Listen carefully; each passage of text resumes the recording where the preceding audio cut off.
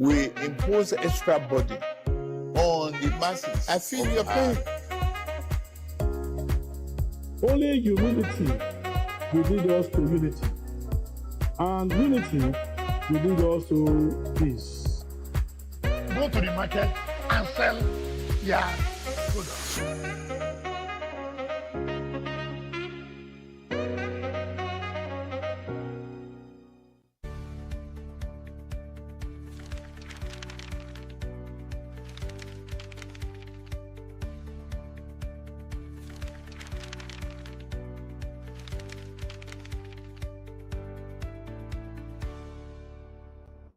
Viewer out there, welcome to another exciting and engaging time on television, talking about the time for Press Center on Dott television, where we use contemporary issues, have them x-rayed in a program where truth is uncensored, facts validated, and development agenda set.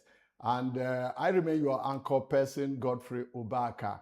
I have as guest in the studio, somebody who has been in the news of late, in the news receiving a bus on behalf of journalists in Delta State, talking about the bus being donated from the government of Delta State. And he has also successfully organized a training program for journalists and a whole number of things that we need to put in proper perspective as we enter into the discussion proper. I was also amazed when I went to the secretariat in the state and I saw lineup of shops and all that. So it's on that note that I want to welcome the performing chairman of Delta State NUJ in the person of Deacon Comrade Churchill Oyowe. Thank you so very much. Thank you very much. I must say from the depth of my heart that after all you went through yesterday, Dott Television is really happy that you were able to make it to this occasion. Yes, together we shall be looking at capacity building for journalists in Delta State, as it has to do with reporting the oil industry, and by implication, the energy transition and how Nigerian economy can also be better. And what a time to have held that kind of training as was done yesterday. So we'll be looking at how the training program was received, what informed that training program, and how, again, it was conceived. But before we do, I think it would be proper for us to take a clip of how you welcomed journalists from across the state yesterday at the secretariat. You know, I'm hesitant to call that place the press center because this is the press center. This is the press center. That's the original press center. That's the secretariat.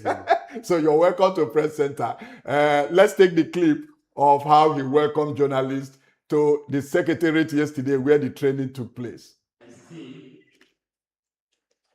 members of the State Working Committee of the NUJ, Delta State, distinguished resource persons and facilitators, our esteemed workshop participants, members of the media, ladies and gentlemen. It gives me great pleasure on behalf of the Nigerian Union of Journalists, Delta State Council, to warmly welcome you all to this important one-day workshop on oil and gas reporting.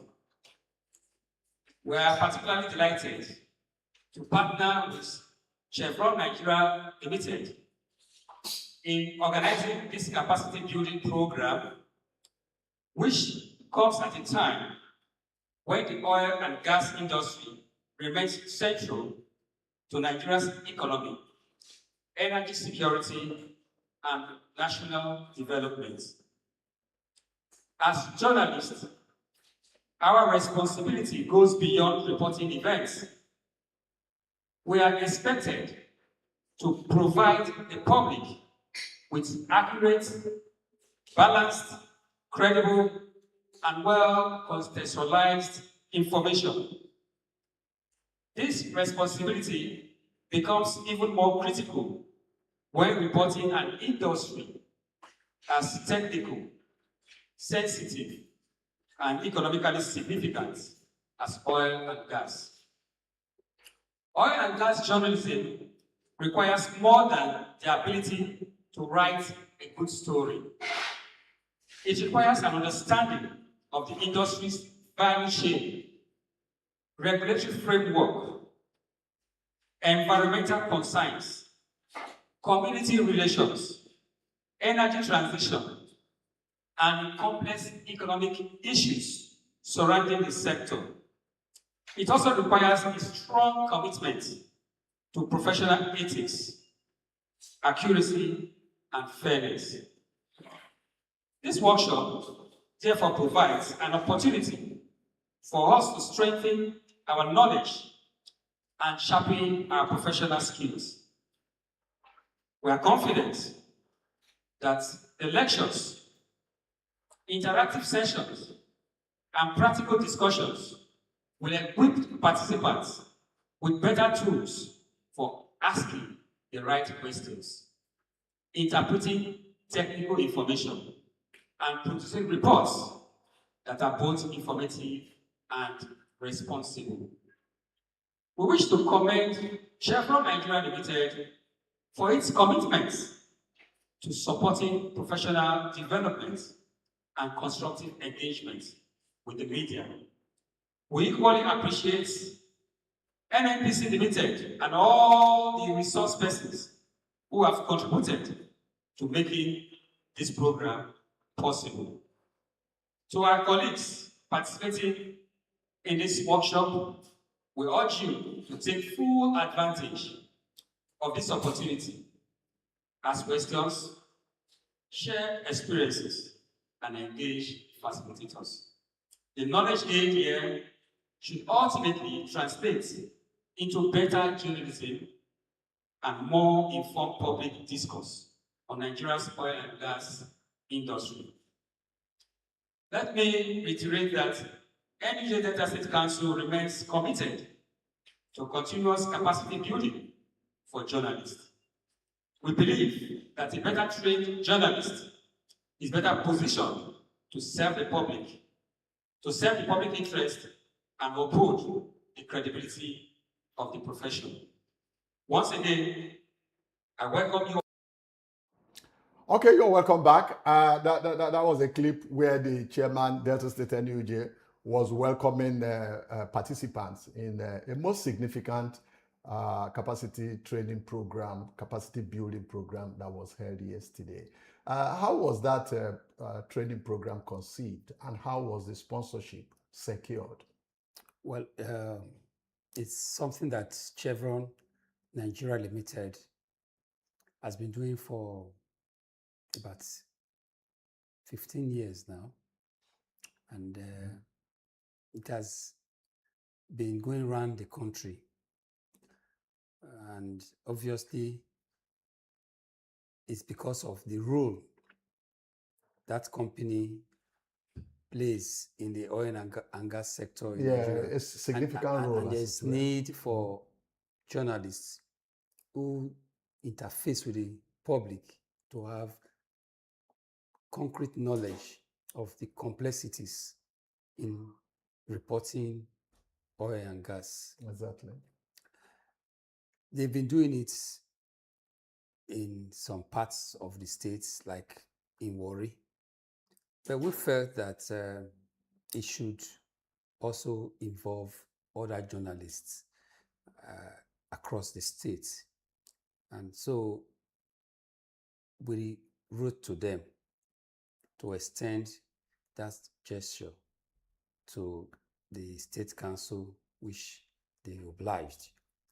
And we believe that you don't necessarily have to be in Warri to report the oil and gas sector. You can be in Oli, you can be in Asaba, you can be in Agbo. Journalism has not changed. Okay. Reportorial skills have not changed. So we need to hone their skill in that area. Hence, the theme was termed enhancing professional skills and ethical standards. While honing their professional skills in oil and gas journalism, there was need for our members to also look at their ethics and be guided accordingly. So the training yesterday was basically centered on reminding them of their ethics and also telling them that this area of journalism, oil and gas journalism, has techniques that you must observe in following, in reporting that sector. Hence, we had 8 topics merged into 4. You see 4 lecturers handling those topics. You need to know about the oil industry. What are the formations in the oil industry?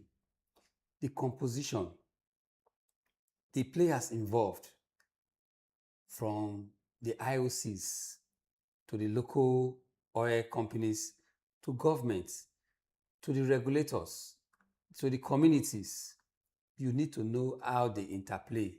And as it also has to do with the Petroleum Industry Act, PIA, and the energy transition, which is very critical. Okay. When you talk about energy transition, yeah, you are talking about how volatile that industry can be. yes, Any wrong reportage can send the wrong signal elsewhere, not even within Nigeria.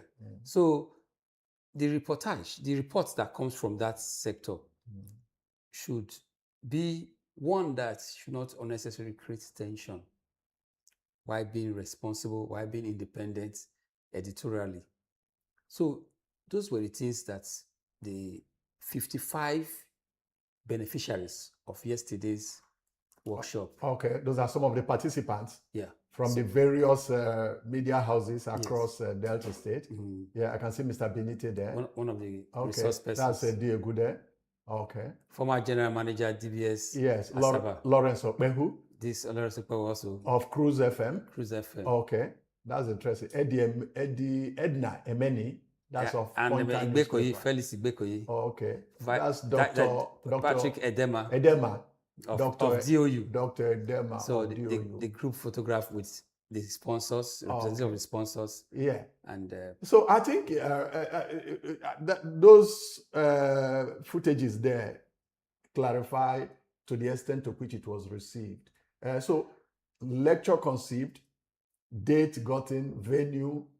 But can you tell, especially the viewers, how was it received? And what impact do you expect that it would have made, that it must have made, especially as it has to do with the attendees? A lot of persons want to be part of that training. I never knew it would generate so much interest. And you know, such interest can come with backlashes. I received a lot of backlashes. Some people felt I do no longer have them in mind. Okay. And there were even controversies that were they desirous of the knowledge, or perhaps the item 7 that will go with the was it for the impartation? It will be unfortunate if it's the item 7. If it's the knowledge, fine. Beautiful. We can always cascade it because we have the materials that we can also give, put on the platform for people to learn. To have a multiplier effect. But for the sake of organization, okay, we had to look at 55 persons. It was actually 30. Okay. Originally, when they had it in 2023, I was just entering when the Michael Ikogu-led administration was leaving. Okay. And approval now came when I was just entering. So I said, okay, who started it? Conclude it. It was 30, and the same arrangement was made for 30 persons. I looked at it, I said, 30 is too small. Let's look at what they have given to us. They're giving us this amount of money, 4.5 million naira, if I must say it, so that people will not see that something is hidden. We spent 2.5 million naira on honorarium and participants. Yeah. Certificates were issued out. Yes. So invariably, we decided to expand the number so that more persons will participate. And by so doing, some people felt they must be part of that number. But we try as much as possible to ensure that it cut across all the 18 chapels. Not one chapel was left out. So, Mr. Chairman, given that scenario now, do you think that more of such trainings need to be attracted, need to be nurtured? We have just had a training in oil sector, energy sector reportage, a critical sector at that has both local, national, and international. Is there also a way the union is arranging for, we are in an election year, trying to attract those who can partner with the union towards governance and developmental trainings, election campaign reports and all that, so that there can be other sectors beyond energy. We are looking at a timeline of an election, so that some more trainings, if one doesn't benefit in this, it can benefit in the other one. That was exactly my message to those who felt aggrieved. We are 620 or 30. I don't want to be very specific. Members in Delta State, going by the recent head count that we did, going to all the 18 chapels. There's no way those numbers can be in 55 slots.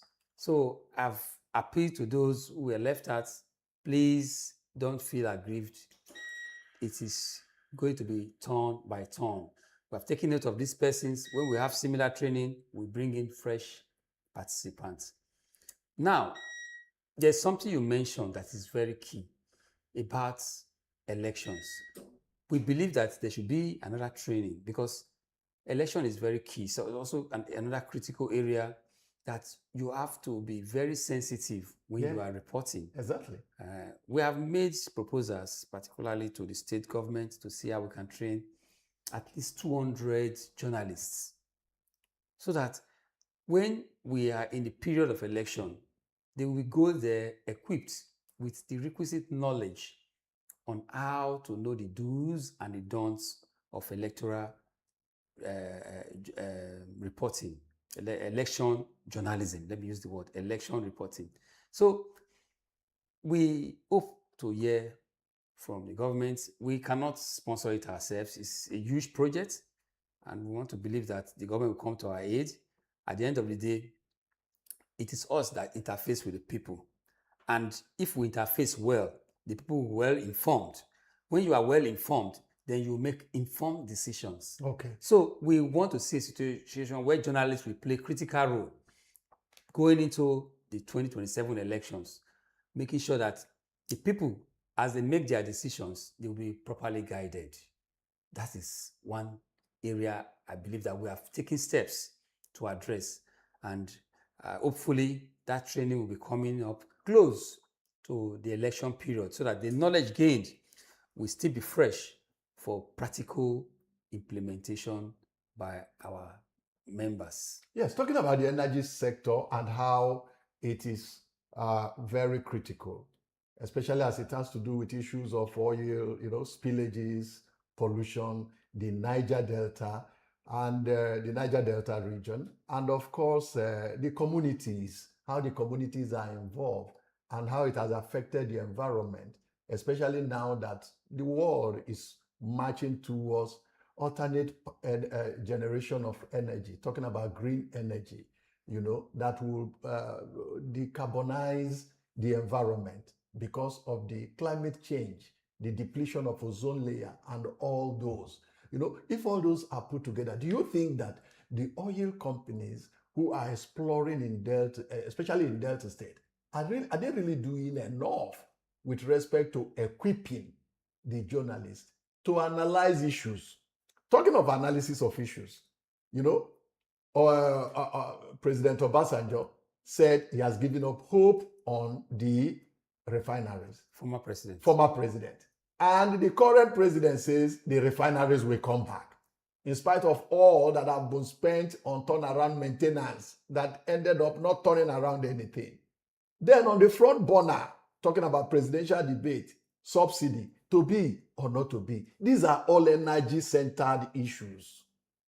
But our colleagues who are in that sector reporting it, are they doing enough with respect to analysis, with respect to interpretive reporting in the ordinary language so that Nigerians can understand what is subsidy and who is subsidizing what for who and what is the implication on the living standard? Are our colleagues doing enough?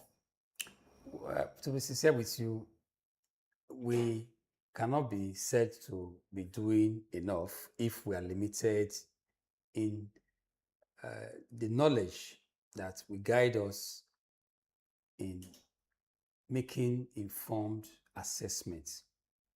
Now, like I've always said, there are a few journalists that are into investigative journalism to say, okay, I want to investigate this oil sector in depth to know what's happening there. A lot of us are expected to be having trainings yearly, but that is not something that we are doing as a professional body. We're not doing that now because it is not backed by law. By law, you should have a professional training at least once in a year before you can be recertified or continue as a professional. It is so in virtually all professional bodies that are recognized. So it's not so law, in journalism. Accounting, medicine, to update trainings your knowledge. And retraining. So what we do in our union is just to bridge the gap. It is not backed by law. And some of our members do not take it too seriously. When you call them for trainings, you see them not being attentive, like we observed in some cases that yesterday. But if it's something that is backed by law and you need that training to move forward to the next stage, you will take it seriously. I haven't said that I will not also conclude that we are not doing enough. There are people who are still very, very much. One of the things I observed, Mr. Chairman, one of the things I observed yesterday in that training was that virtually all, if not all, your resource persons and facilitators were gotten from our local environment. What informed that? As you answer that, I think we will take a clip from one of the Dr. Edema of Dennis Osadebe University, who presented, who also spoke. But what informed that? Why didn't you get trainers from Abuja and Lagos? You see, what is in Sokoto, you can find it in your Sokoto. Why go elsewhere? Most where we don't have the resources, we have limited resources to source for trainers when they are here. Very qualified hands, those who have gone through the mills, those who have practically experienced journalism in depth. So, and they have a lot to give. Why don't you make use of them? I said, okay, let me just have a blend of the academia and the professional,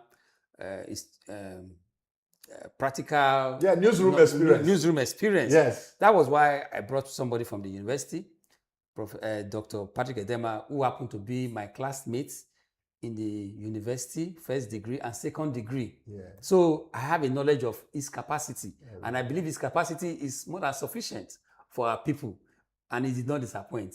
He delivered accordingly. I also have knowledge of the men that I brought yesterday. Okay.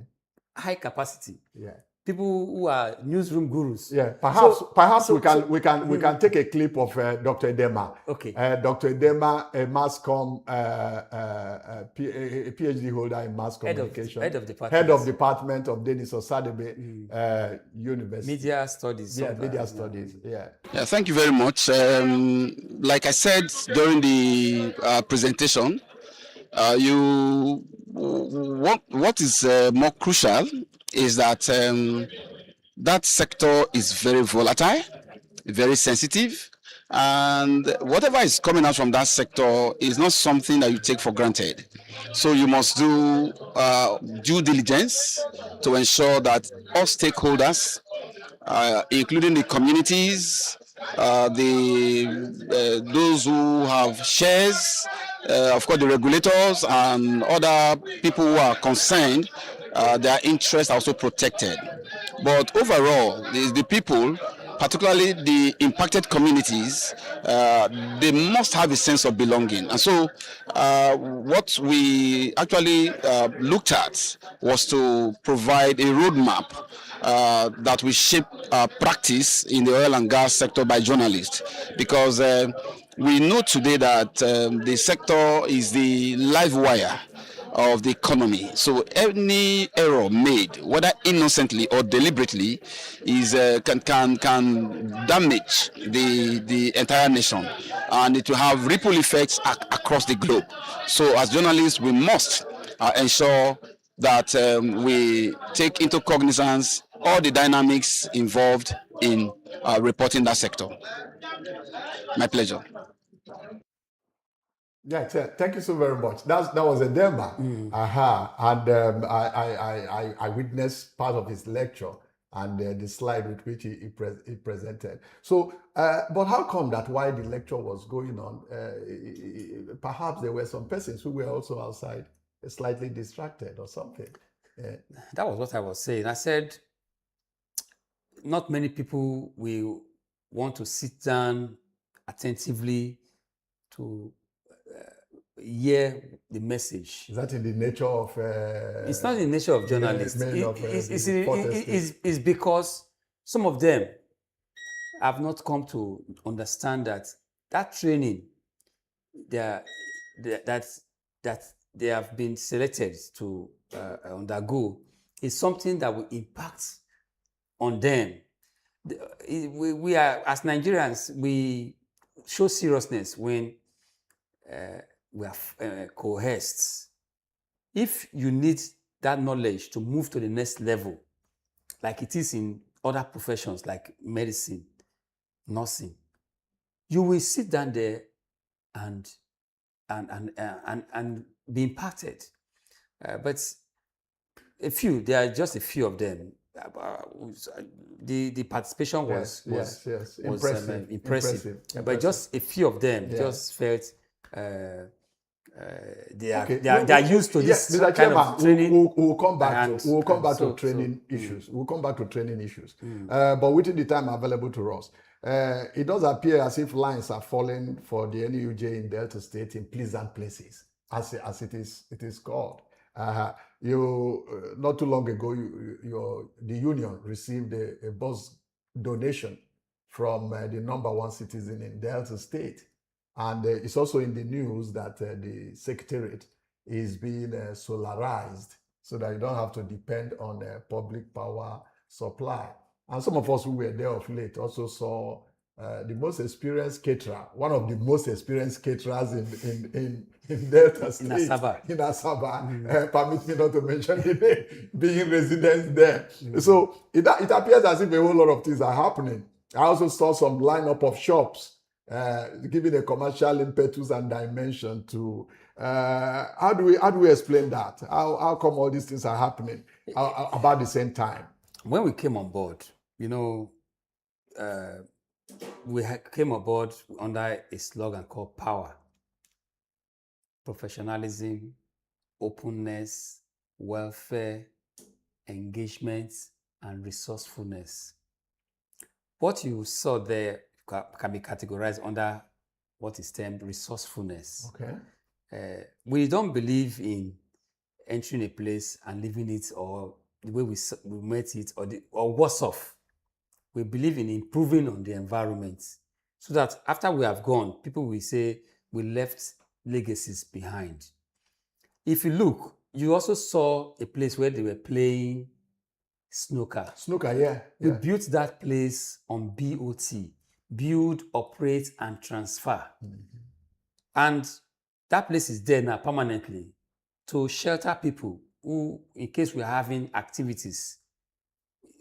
Before now, there some form of realization. Outside the hall. Outside the hall. So that recreational for journalists. Yes. So that they can hang out there. Yes. And also play some sports. You talked about the bus and the solar system. Yes. I want to recall that sometime last year, we met with the governor on a breakfast meeting. Thank the governor for that. He called us for a breakfast chat. And those were the two things we asked for. We said we want a bus because the present one is not very reliable. Maybe it's because we don't know how to do it, work on it here, but it's not very reliable. We asked for a used vehicle to be modest. The governor said, no, I'll give you a brand new. That was what he said. I'll give you a brand new. And it came brand new. And it came brand new, Okay. 2026 model. Okay, you will explain to Ross. You will explain the to second Ross. one is the Yeah. which asked for transformer step down. Okay. And he said, I will do it for you. Just before he was about doing that, we wrote another letter saying, sir, please convert it to solar. And he also did what he should do by forwarding that letter to the Ministry of Energy. And as of last week, an official or officials from the Ministry of Energy visited us to do power needs assessment. Scoping, as it were. Scoping. Yes. With a view to go and put it in memo form for implementation. Yeah, maybe we should say kudos, but we'll continue from there when we return from this much needed We thank the governor. much needed water break. Okay. So see you on.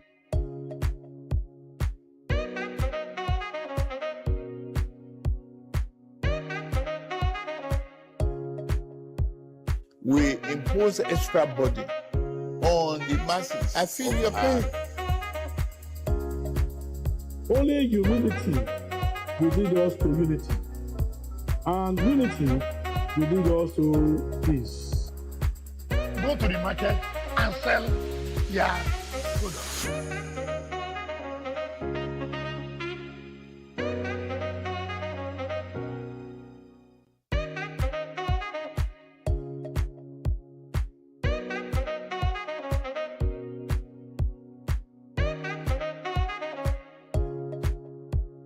We impose extra burden on the masses. I feel your pain. Only humility will lead us to unity, and unity will lead us to peace. Go to the market and sell your products.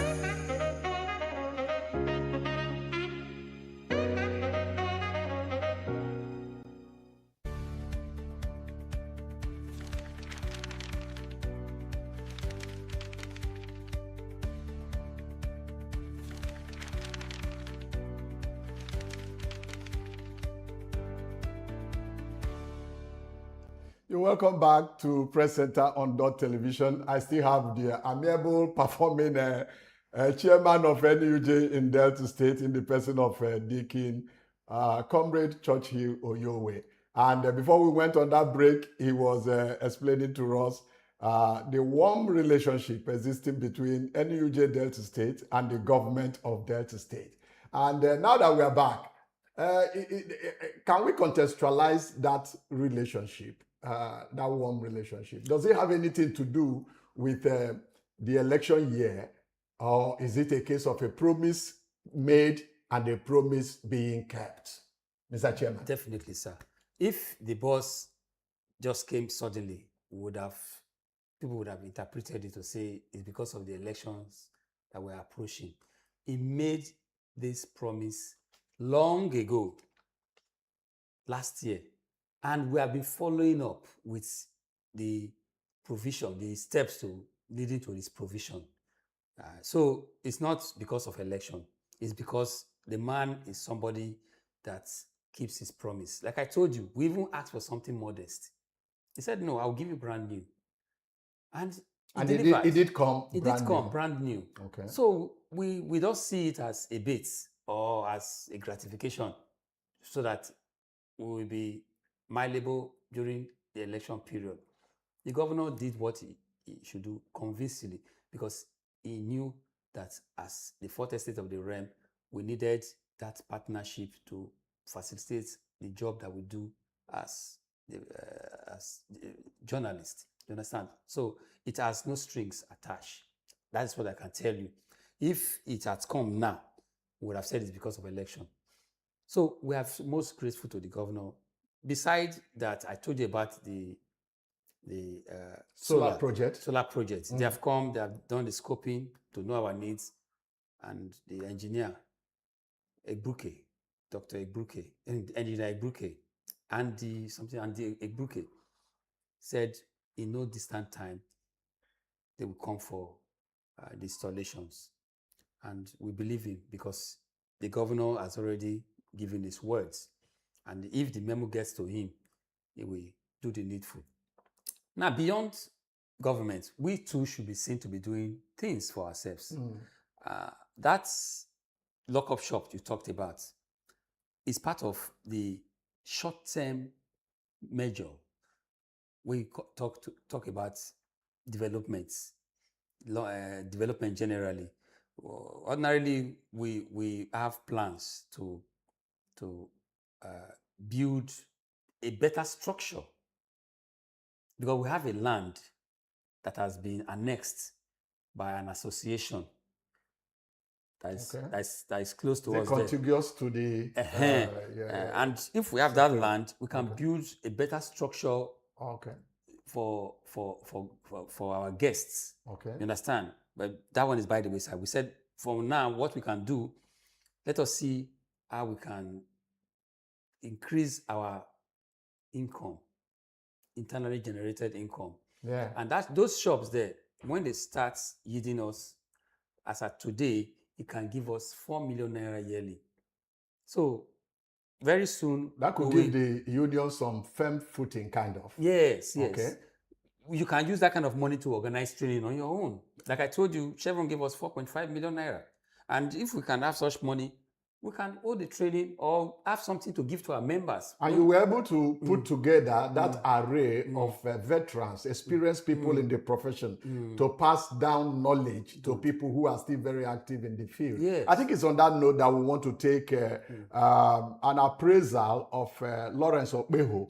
Lawrence Okpeho is, he happened to be one of the resource persons and currently the general manager of Cruise FM. But he was also, we had to engage him to find out how he felt being part of that program. So we want to take a clip from Lawrence Okpeho. Okay, so good afternoon, sir.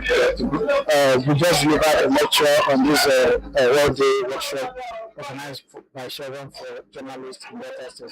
Can you give us a summary of your lecture and, of course, your advice to journalists, especially those covering the oil sector bits? Well, the summary of the lecture is that there are responsibilities that both parties, that the journalists covering the oil sector and even the companies, that you have is a harmonious relationship. It's be able to give out information. And the journalists, when you are in doubt, try as much as possible to verify your story, because the oil sector is very volatile. A mistake will make here and affect the sector. Therefore, as a journalist partially covering the oil sector, be very sure of your fact or figure. Don't bring sentiment, even if you are for that community. Yet it is a bit difficult, but even if you are for that community, let the fact be stated so that your story will not create tension.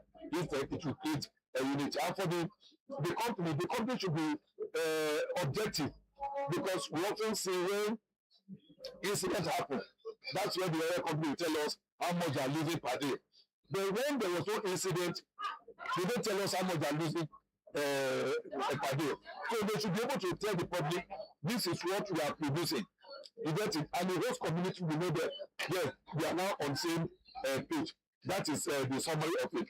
And for journalists, like I said, we should try as much as possible to be professional. Let the ethics guide us, and let us be professional in what we do. Because people will read your story, people will watch you, and when they see it another time, they will not start asking, who wrote that story? It is better to write a correct story than to write a story and start tendering apology after. It doesn't give any credibility. Thank you, sir. You're welcome.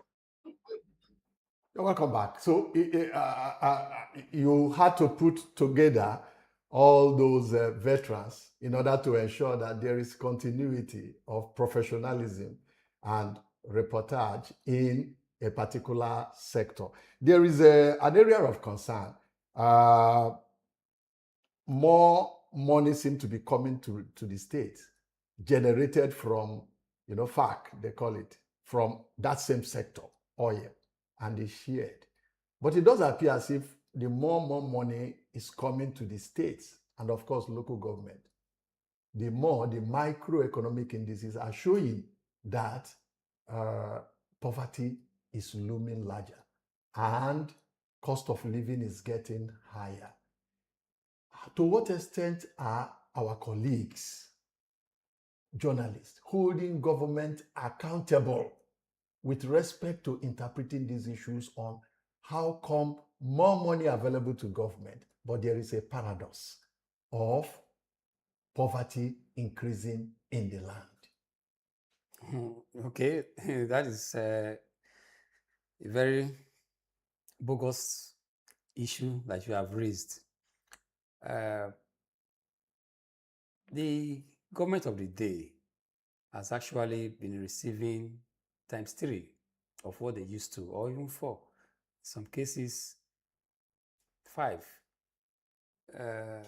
Since this present administration came to be. So where is the money going to?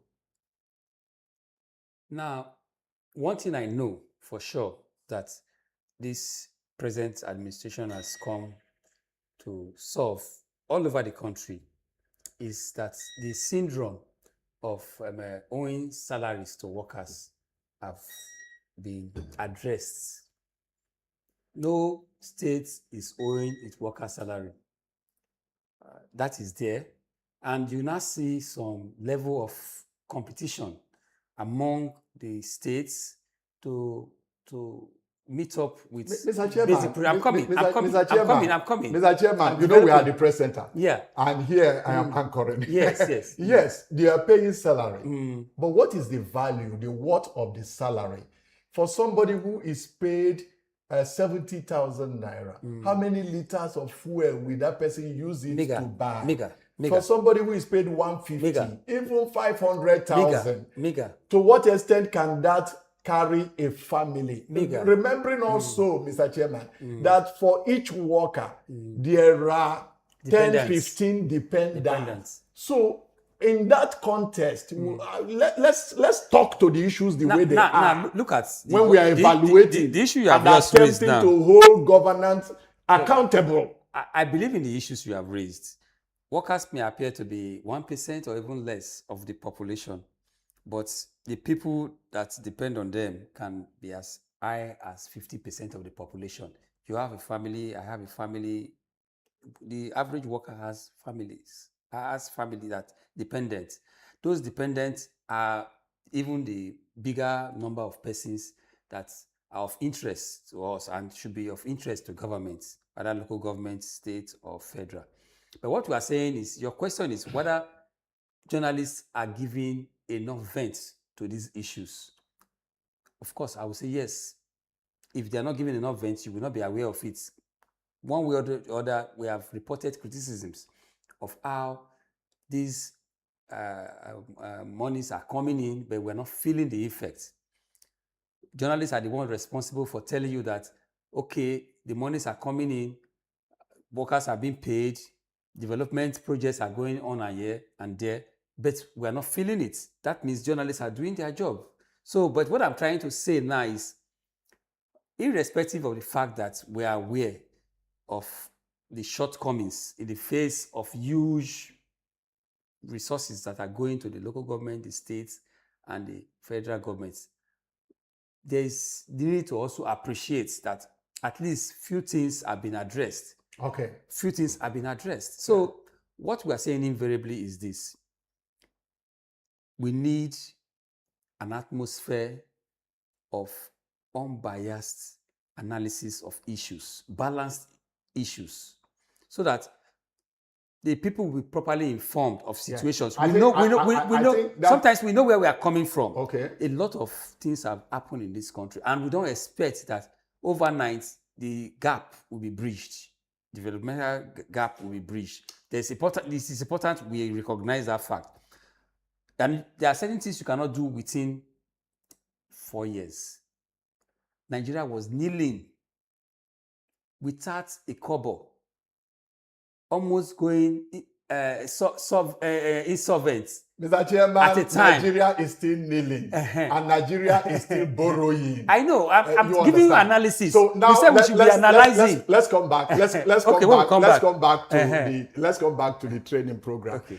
On this note, let's take because Press Center of Dott Television was also represented in that training program. So let's take the contribution of the anchor person of a Press Center at the training program yesterday. Well, I was invited to be a resource person, but before I presented my paper, I had listened to other lectures, so I ended up benefiting both as a participant and as a resource person. But as a resource person, we needed to look at energy transition and the implication on modern journalism, especially as it has to do with Nigeria.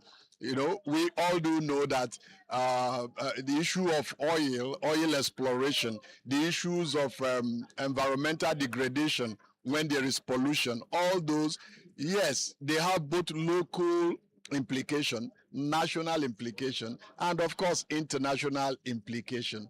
What happens in an oil-producing community somewhere in Delta is enough to trigger oil price across the world. And so I want to say that Chevron took the right initiative by partnering with NUJ, Delta State, to come to where journalists are practicing in order to train them. So some of us were engaged as resource person, and it's indeed a privilege, because even when you are imparting knowledge, your own knowledge is also improving, you know. And so the sector is very sensitive, and we require a situation where we will be updating our knowledge in the political space, the outside insecurity. The next most important thing is how come that our refineries are not working.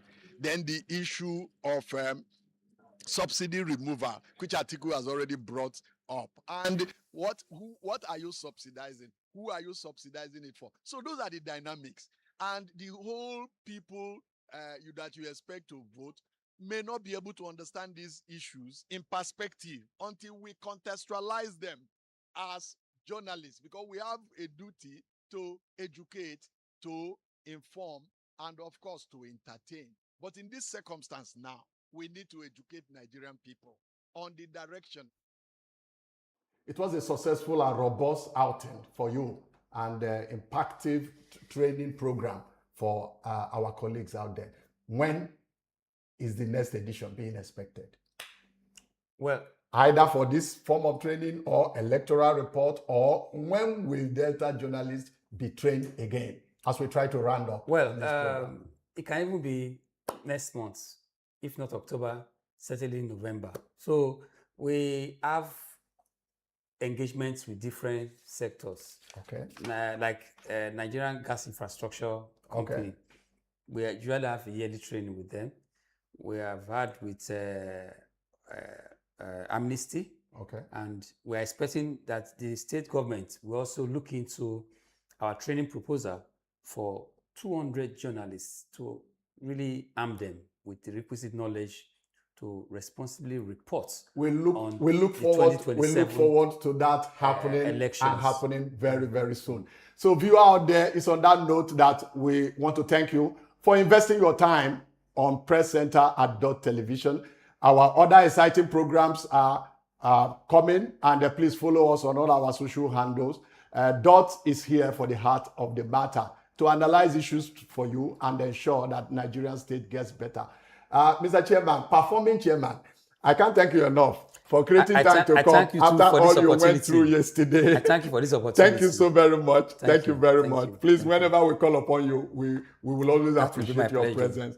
It's on that note that we call it off a day here, but please hook on for all our other programs, because I think Niger Delta program is coming on immediately after this. Have a nice time, and God bless you.